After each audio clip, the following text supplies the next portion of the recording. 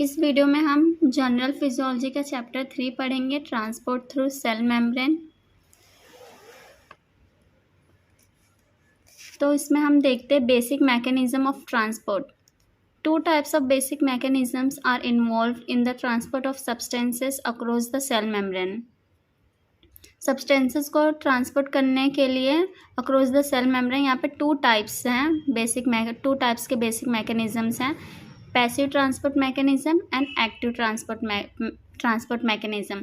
तो फर्स्ट हम passive transport mechanisms के बारे में पढ़ेंगे। तो पैसिव ट्रांसपोर्ट मैकेनिज्म क्या होता है? Passive transport is the transport of substances along the concentration gradient और electrical gradient. Passive transport mechanism में जो सब्सटेंसेस का ट्रांसपोर्ट होता है वो कॉन्सेंट्रेशन ग्रेडियंट के साथ होता है, और कॉन्सेंट्रेशन ग्रेडियंट और इलेक्ट्रिकल ग्रेडियंट दोनों को हम साथ में इलेक्ट्रोकेमिकल ग्रेडियंट कहते हैं। It is also known as diffusion और डाउनहिल मूवमेंट। पैसिव ट्रांसपोर्ट को हम डिफ्यूज़न और डाउनहिल मूवमेंट भी कहते हैं। It does not need energy. Passive transport is like swimming in the direction of water flow in the river. नदी में हम जैसे वाटर फ्लो के डायरेक्शन में हम स्विमिंग करते हैं, वैसे ही हमारा पैसिव ट्रांसपोर्ट होता है, वो कॉन्सेंट्रेशन ग्रेडियंट के साथ में ही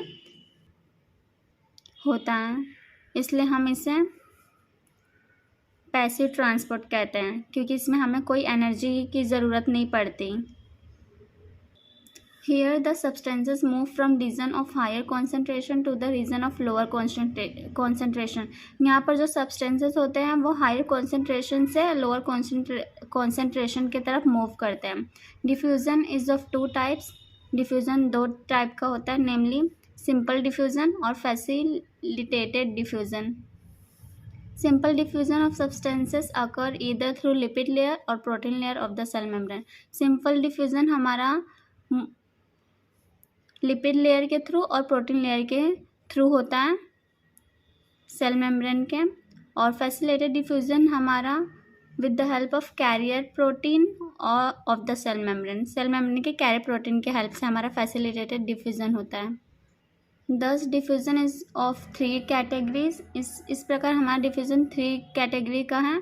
simple diffusion through lipid layer, simple diffusion through protein layer, facilitated और कैरियर मीडिएटेड डिफ्यूज़न। अब हम factors affecting rate of diffusion के बारे में पढ़ेंगे। Rate of diffusion of substances through the cell membrane is affected by the following factors. तो किन किन फैक्टर्स के वजह से हमारा रेट ऑफ डिफ्यूज़न अफेक्ट होता है? Permeability of the cell membrane, temperature, concentration gradient or electrical gradient of the substance across the cell membrane, solubility of the substance, thickness of the cell membrane, size of the molecule, size of the ions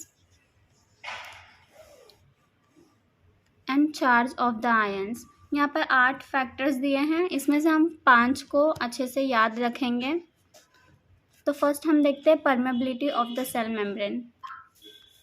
किस तरीके से permeability of the cell membrane के वजह से हमारा rate of diffusion affect होता है। Rate of diffusion is directly proportional to the permeability of the cell membrane. जो हमारा रेट ऑफ डिफ्यूज़न है वो हमारे सेल मेम्ब्रेन के परमेबिलिटी से डायरेक्टली प्रोपोर्शनल होता है। Since the cell membrane is selectively permeable, only limited number of substances can diffuse through the membrane. चूँकि हमारा सेल मेम्ब्रेन सेलेक्टिवली परमेबल होता है, इसलिए हम सिर्फ कुछ ही substances, limited number of substances ही हमारे मेम्ब्रेन के थ्रू अंदर डिफ्यूज़ हो सकते हैं। सेकेंड है temperature. Rate of diffusion is directly proportional to the body temperature. जो हमारा रेट ऑफ डिफ्यूज़न है वो डायरेक्टली प्रोपोर्शनल होता है बॉडी टेम्परेचर के। Increase in temperature increases the rate of diffusion. अगर हमारा टेम्परेचर बढ़ेगा तो हमारा रेट ऑफ डिफ्यूज़न भी बढ़ेगा। This is because of the thermal motion of molecule during increase temperature. जो मॉलिक्यूल का थर्मल मोशन होता है उसके वजह से हमारा ये जो रेट ऑफ डिफ्यूज़न है वो बढ़ता है टेम्परेचर बढ़ने पर। Solubility of the substances. Diffusion rate is directly proportional to the solubility of substances, particularly the lipid soluble substances. Since oxygen is highly soluble in lipids, it diffuses very rapidly through the lipid layer. चूँकि oxygen जो है हमारा वो highly soluble होता है lipid में, इसलिए जो हमारा ऑक्सीजन है वो बहुत ही तेज़ी से लिपिड लेयर में डिफ्यूज़ होता है. Thickness of the cell membrane. Rate of diffusion is inversely proportional to the thickness of the cell membrane.